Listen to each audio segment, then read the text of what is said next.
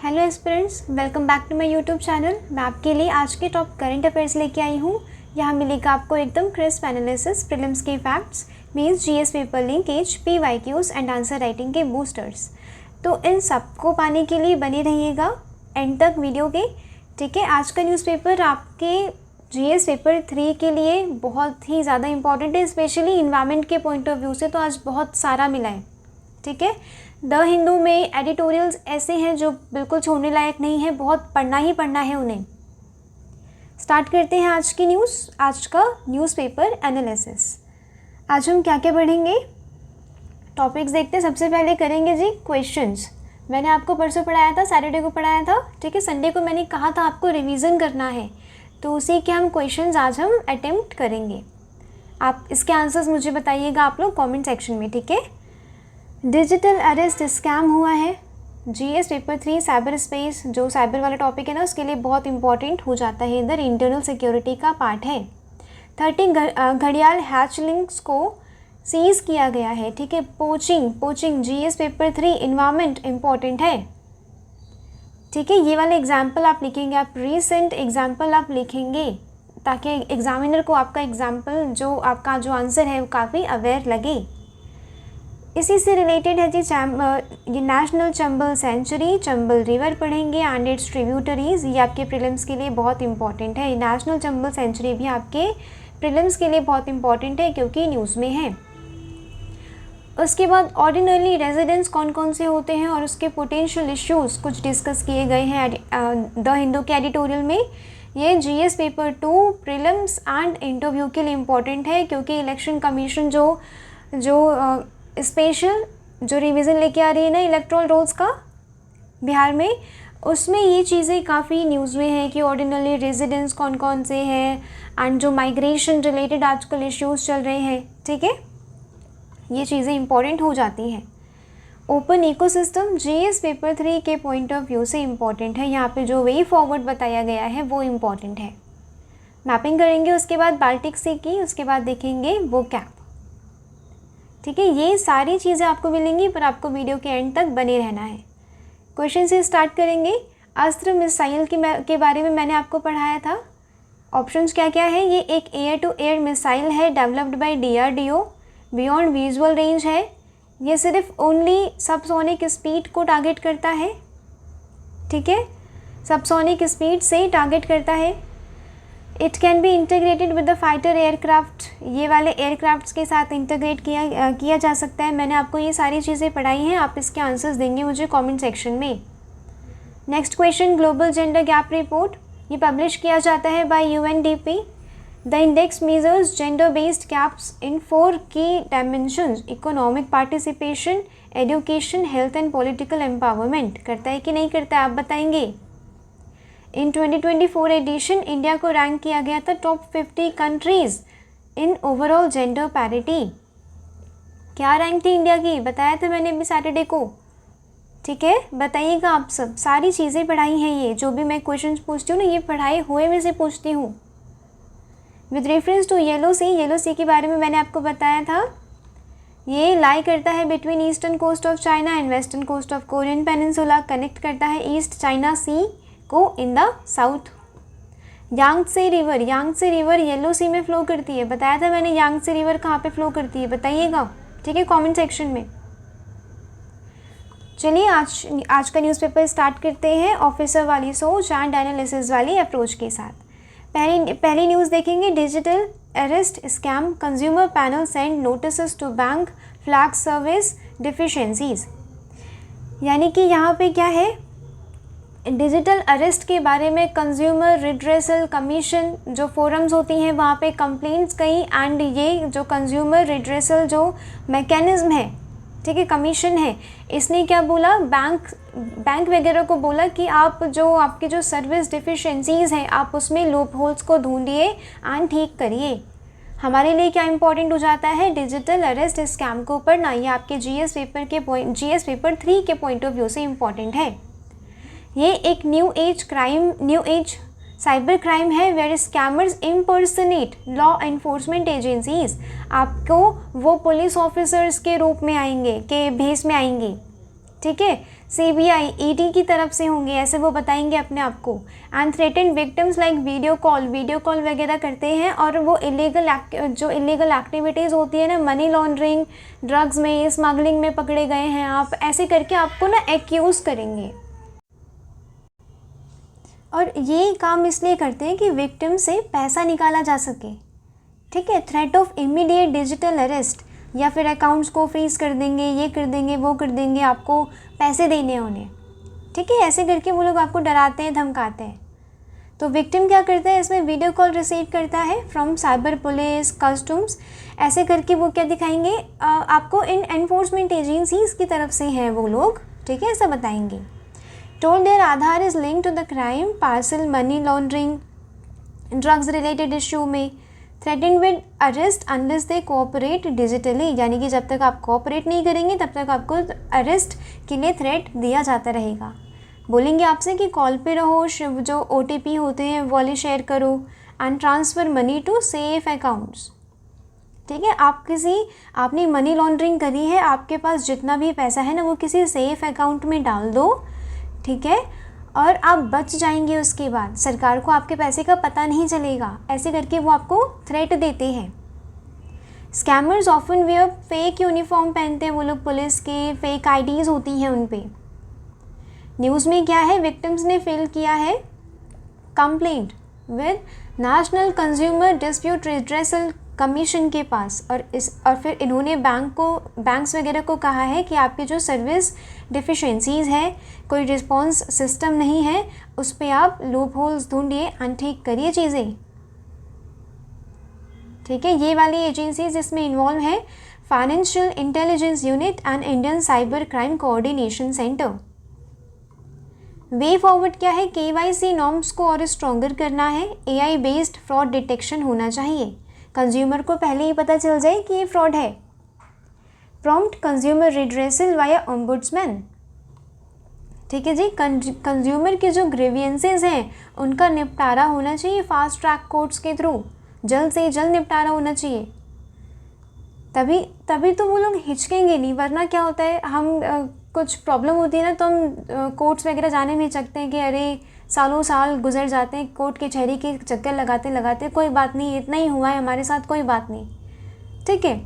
यही अगर चीज़ें फास्ट ट्रैक कोर्ट्स के थ्रू फास्ट रिड्रेसल हो चीज़ों का, ग्रीवियंसेस का, तो क्या होगा, वो जो जिनके साथ धोखा हुआ है ना, फ्रॉड हुआ है, कुछ बुरा हुआ है, तो वो लोग हिचकेंगे नहीं, वो लोग सीधे जाके आवाज़ उठाएंगे, ठीक है, क्राइम के खिलाफ। इंटीग्रेशन ऑफ बैंक हेल्पलाइन, यानी कि बैंक को साइबर हेल्पलाइन से क्या करना है, इंटीग्रेट करना है, इन दोनों का कोऑपरेशन चाहिए। डिजिटल अवेयरनेस कैंपेन, जो मतलब एल्डरली होते हैं एंड जो रूरल यूज़र्स होते हैं जिन्हें नहीं पता उतना, ठीक है, ये लोग ज़्यादा फ्रेजाइल होते हैं, ये लोग ज़्यादा विक्टिम बन सकते हैं, ठीक है। तो इनके लिए हमें क्या करना पड़ेगा, अवेयरनेस बढ़ानी पड़ेगी ताकि ये लोग ऐसे फंसे ना इधर उधर। Next important, poachers new target 30 घड़ियाल हैचलिंग्स सीज्ड इन MP3 हेल्ड, यानी कि घड़ियाल के छोटे जो हैचलिंग्स होती है, न्यू बॉर्न बेबीज़, बिल्कुल, ठीक है, अभी वो लोग, उन्होंने एक्ट तोड़ा और बाहर निकले, ठीक है, ये इसे कहते हैं हैचलिंग्स, तो उसे सीज़ किया गया है। ये क्या हो रहा था, यहाँ पे कोलकाता से बांग्लादेश ये लोग जा रहे थे, ठीक है, बांग्लादेश इनकी स्मगलिंग हो रही थी। यहाँ पे किसने पकड़ा है, स्पेशल टाइगर स्ट्राइक फोर्स ने यहाँ पे इन लोगों को धर दबोचा है। ये वाले देखिए, वो ना सैपलिंग्स होते हैं और क्रिटिकली एंडेंजर्ड हैं घड़ियाल, वो क्रिटिकली एंडेंजर्ड की अगर पोचिंग हो रही है, हंटिंग हो रही है, तो बायोडाइवर्सिटी के लिए बहुत ही ज़्यादा हार्म है ये, ठीक है। मध्य प्रदेश फॉरेस्ट डिपार्टमेंट, यस, 3 पोचर्स को उन्होंने अरेस्ट किया है, 30 घड़ियाल हैचलिंग्स मिली हैं, 3 रेड ग्राउंड रूफ टर्टल्स मिले हैं एंड 3 स्ट्रिप्ड रूफ्ड टर्टल्स मिले हैं। ये सारे के सारे क्रिटिकली एंडेंजर्ड स्पीशीज़ हैं, कोलकाता से बांग्लादेश जा रहे थे, ठीक है, नेशनल चंबल सेंचुरी के पास मिले हैं ये लोग, ठीक है। घड़ियाल जो नेशनल चंबल सेंचुरी है ना, वो मेन हैबिटेट है घड़ियाल का। घड़ियाल क्या है जी? क्रिटिकली एंडेंजर्ड है, लॉन्ग थिन स्नाउट होता है, फिश ईटर होते हैं, नेटिव टू इंडियन रिवर्स है। लॉन्ग थिन स्नाउट क्या, इतनी बड़े इनका स्नाउट होता है, ठीक है, घड़ियाल का। फिश ईटर होते हैं। And red crown roof turtle, ये क्रिटिकली एंडेंजर्ड है, found in Chambal and Ganga. Three striped roof turtle, ये भी क्रिटिकली एंडेंजर्ड है और ये भी नेटिव टू गंगेज बेसिन यहाँ पे पाए जाते हैं। ये चीज़ें थोड़ी बहुत आप याद रखेंगे। घड़ियाल का तो याद ही रखेंगे कि क्रिटिकली एंडेंजर्ड है, किसी भी कॉम्पिटिटिव एग्जाम्स में पूछा जा सकता है।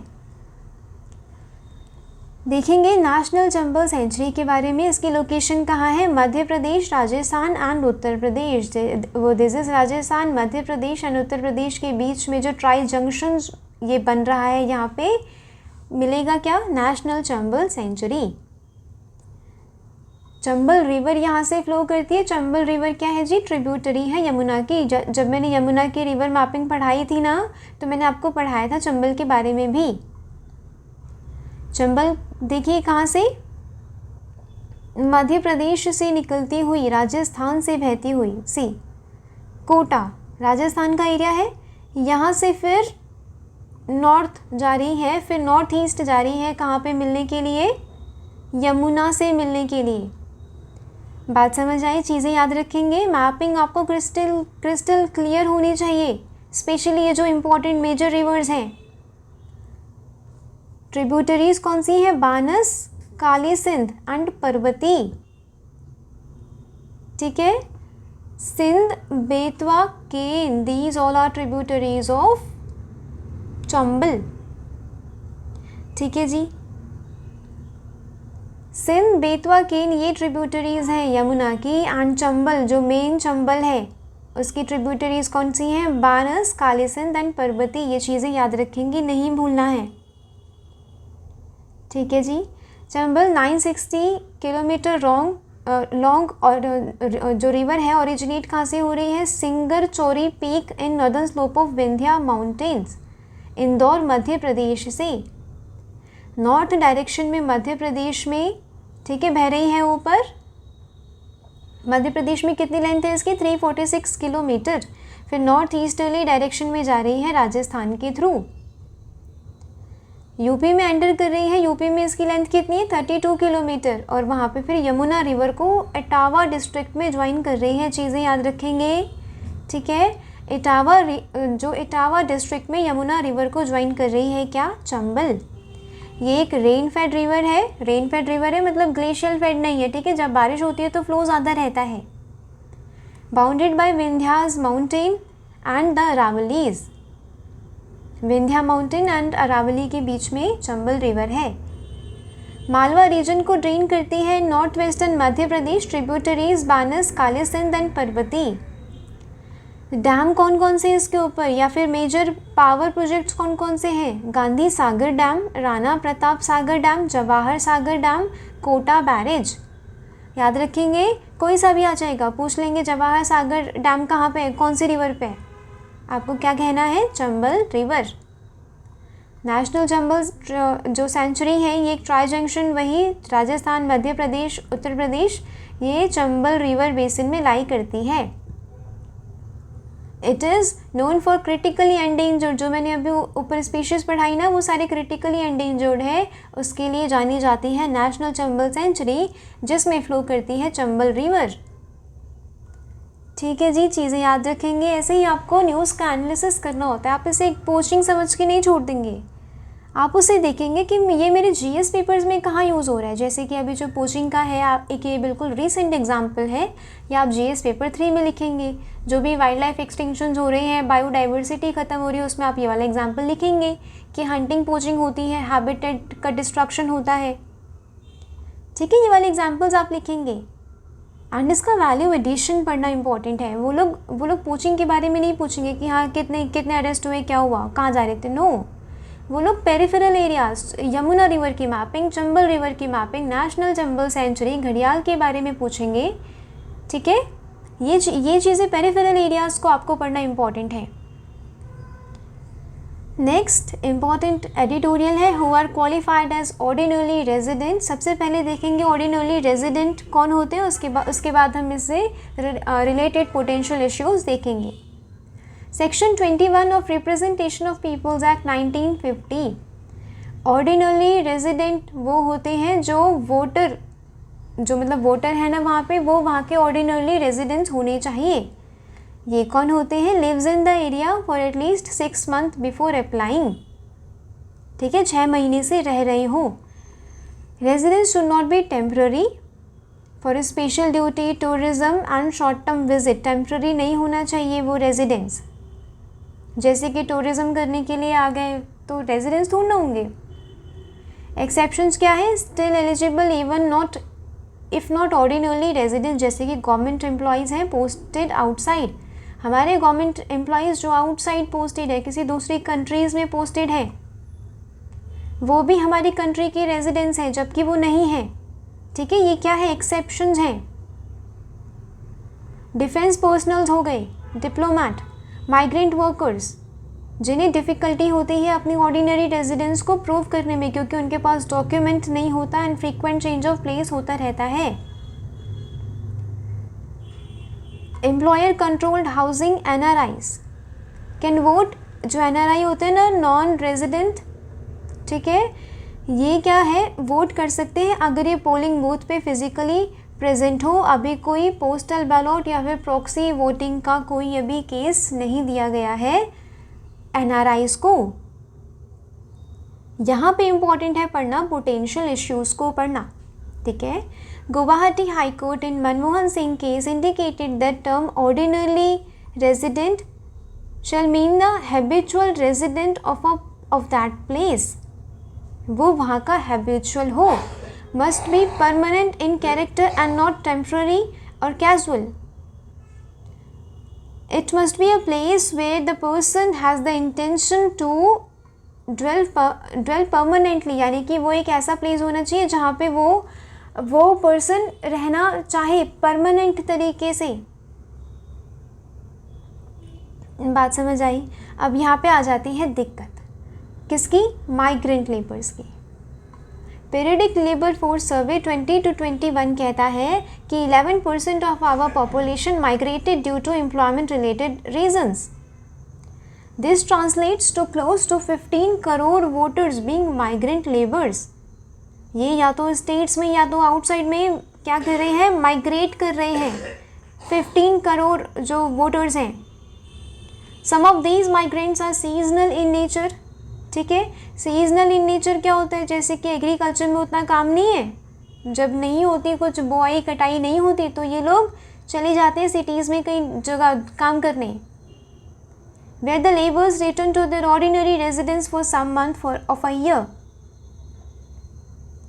जो काफ़ी सारे माइग्रेंट्स हैं ये कंस्ट्रक्शन एंड सिक्योरिटी वर्कर्स की तरह हैं, काम करते हैं। ठीक है, टेम्प्रेरी शेक्स में, resident eight their place of work, यानी कि कब वो वहाँ से चले जाएं, कब उनकी जॉब छूट जाए ये पता नहीं होता, तो ये एक लोकेशन से अनदर लोकेशन मूव करते रहते हैं। बात समझ आई?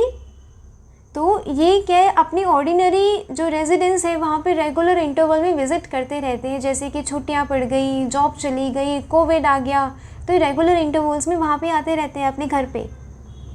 They exercise their right to vote in the place where their families and the children live. Voting होती है तो वोट देने भी जाते हैं, राइट? पर वो तो बाहर रह रहे हैं ना। पर जब वोटिंग होती है तो वो ट्रेन वगैरह से ही चले जाते हैं वोट देने की हमारे स्टेट में, हमारे एरिया में वोटिंग आई है। While they may not be residing permanently in such residence, the philosophy behind ordinary residence is opined by the court broadly fulfilled with respect to that residence जो migrant नहीं है। बात समझ आई? उनके बारे में ऑर्डिनरी रेजिडेंस की बात हो रही थी। पर बात समझ आई? यहाँ पे इश्यू क्या है? ऑर्डिनरी रेजिडेंस जो माइग्रेंट्स हैं, यहाँ पे ना थोड़ा मिसमैच सा हो रहा है। वोटिंग करने आ रहे हैं, कभी कभी वोटिंग भी करने नहीं आ रहे हैं, कभी उन्हें ऑर्डिनरी रेजिडेंस माना जा रहा है, कभी नहीं माना जा रहा है। वो अपने प्लेस से इधर उधर हो रहे हैं क्योंकि माइग्रेंट्स हैं, काम के सिलसिले में, एजुकेशन, ठीक है, जाना पड़ता है उन्हें।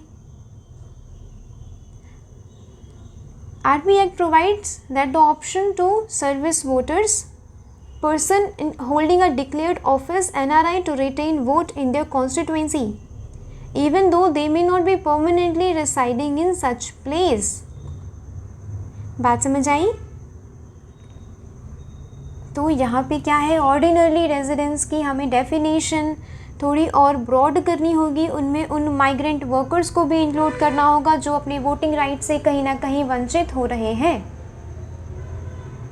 Why must India recognize its open ecosystem? This is next editorial and it is important for your GS paper 3 environment point of view से बहुत important है ये. कॉन्टेक्स्ट क्या है जी?